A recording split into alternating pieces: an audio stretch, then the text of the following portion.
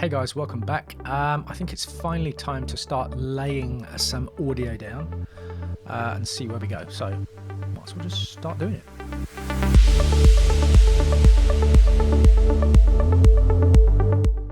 Right, I've been having a play with these sounds off camera. One of the sounds I ditched, I didn't like. I can't remember which one, but it was kind of a little bit dissonant, atonal, and it wasn't really fitting in with the rest. So the first one I've chosen is called Texture 1, is this Distant Memories sound. So the track's going to start with this. Oh, I've put some volume automation using utility just to fade it in. I will probably layer something over this in terms of mood setting samples. I'm actually thinking thunder. I know it's really cliched, but something in my mind has that working for me. So I'll have a look around for some samples and see what I come up with. The second sound that is introduced is the distant heat one, and I've just put in some MIDI here. Nothing earth-shatteringly fantastic.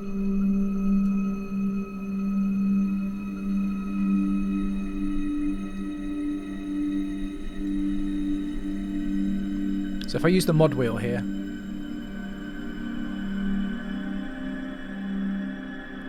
it adds that sense of depth and movement that we want.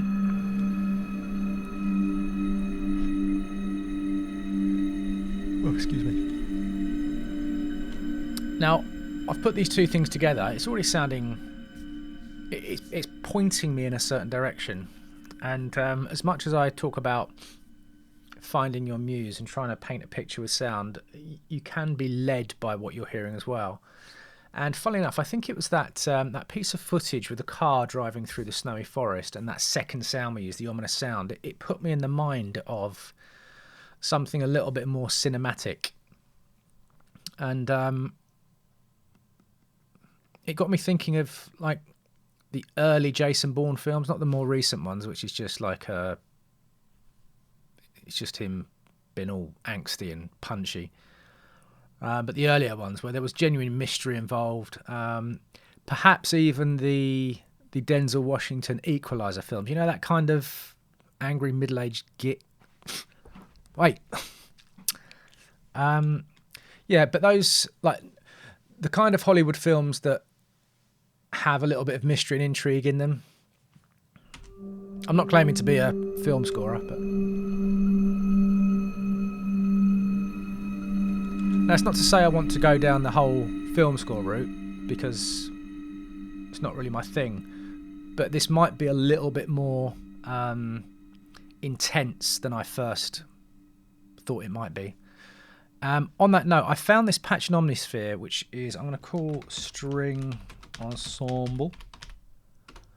Now, Omnisphere is not particularly great for realistic orchestral or any kind of realistic instrument sounds. It has some samples in there, but they tend to be very one-dimensional. But this one just happened to work.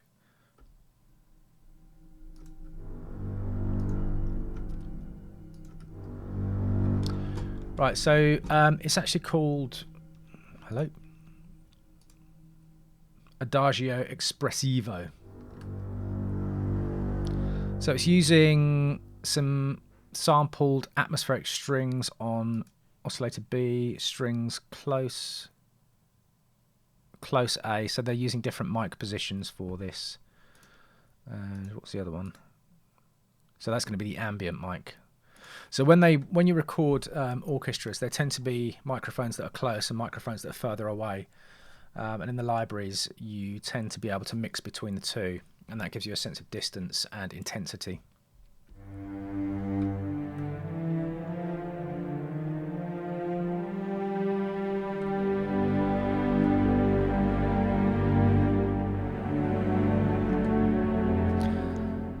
Terrible chord.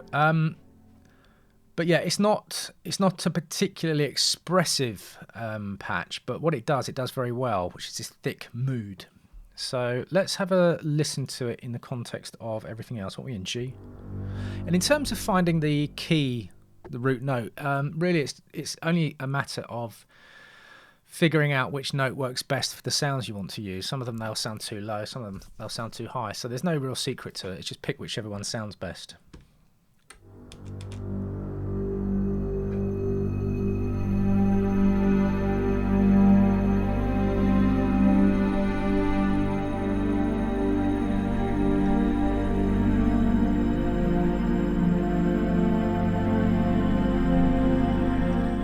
Something like that. You see what I mean? It's like, it is like the intro to that that footage we were looking. It's like the intro to a kind of action film.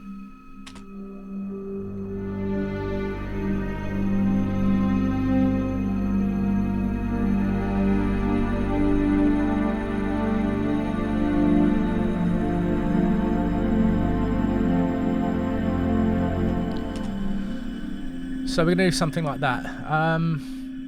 I'm not sure how I'm going to put these notes in at the moment, because what we're doing at the moment is running at about 100 beats per minute. Now, when I used to do this, I never used to really run to any tempo. Most of my ambient stuff that I made, I would say virtually all of it, was run outside of the actual tempo of the track itself. I tended just to play it in live, irrespective of the tempo. With very few exceptions. And I used to use Cubase for that, because Cubase was, well, I used Cubase before I got into Ableton Live, but it's a lot easier to kind of do that kind of thing in Cubase. Ableton tends to want to force you into that grid. But anyway, so let's just, I'm going to start recording from here. Let's see how we get on.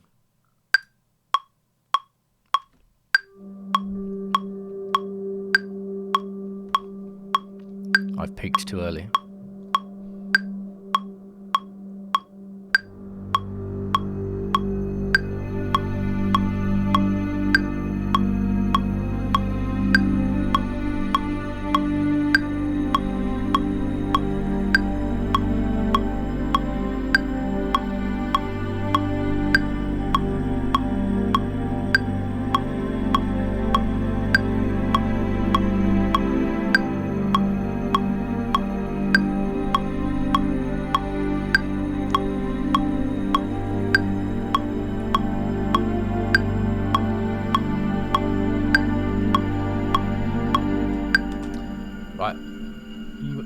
Shut up. You will of course have noticed a bum note in there, but I was just like, I'm making it up as I go along, so that's inevitable. It was this one.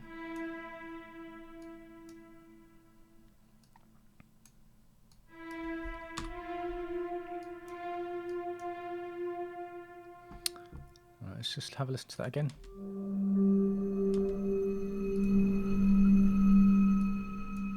That note's just outside the bar, so it won't play, so I'll just adjust that. I'm not fussed about you know, quantizing this. Hello, why is there two there?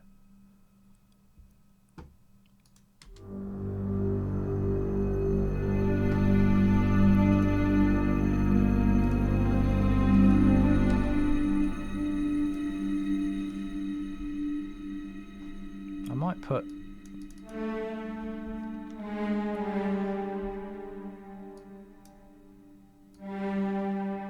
yeah, I'll do that.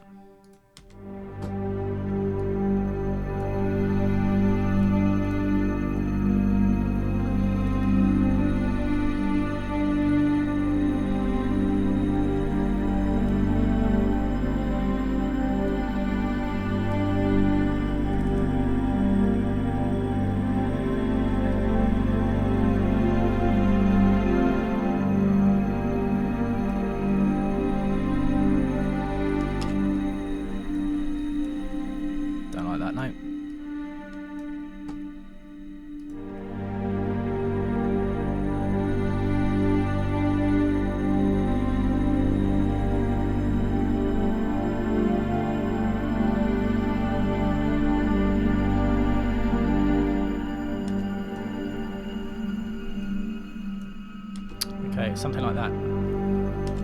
And God, that note rings on a bit, doesn't it? Yeah, so now we've got that more cinematic feel. I'm not sure if that's where it's going to stay. I might move this part over here, and then we'll just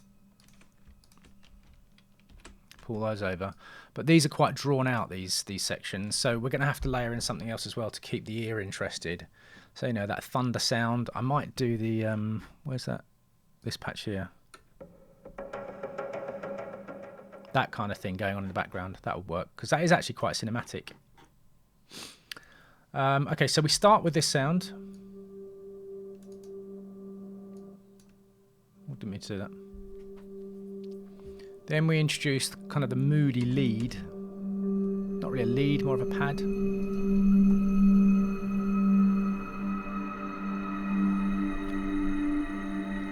Maybe we could do that here.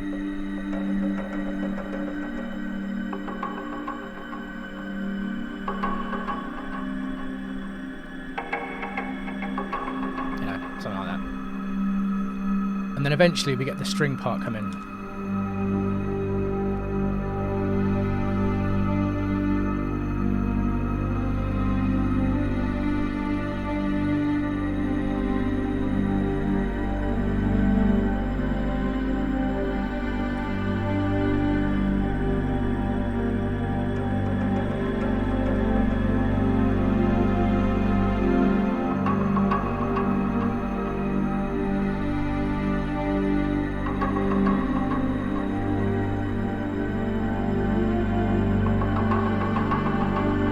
Yeah, I mean this is adding a rhythmic part, which now makes me want to add in a moody cinematic bass line as well, like the State Azure kind of tracks that I showed you earlier.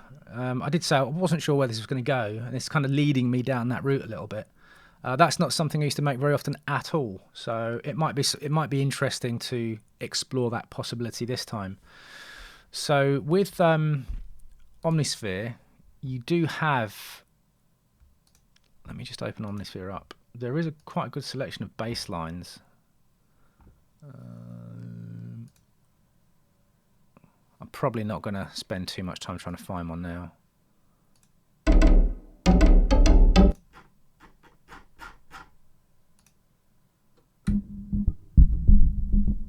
Yeah, you know, something like that.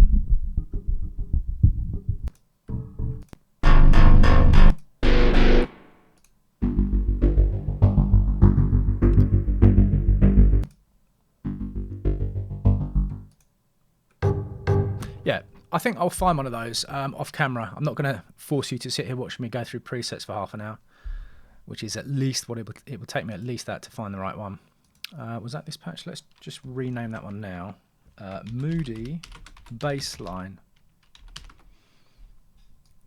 Put that up there. So we'll introduce one of those as well. But I just wanted to get the idea, the foundation of this laid out. This string part here might come in a little bit later, because that is a kind of foundational aspect of this track. It might be a bit better to spend a little bit more time introducing different ideas before this. So I'll have a think about it, and then I'll see you in the next video. Cheers.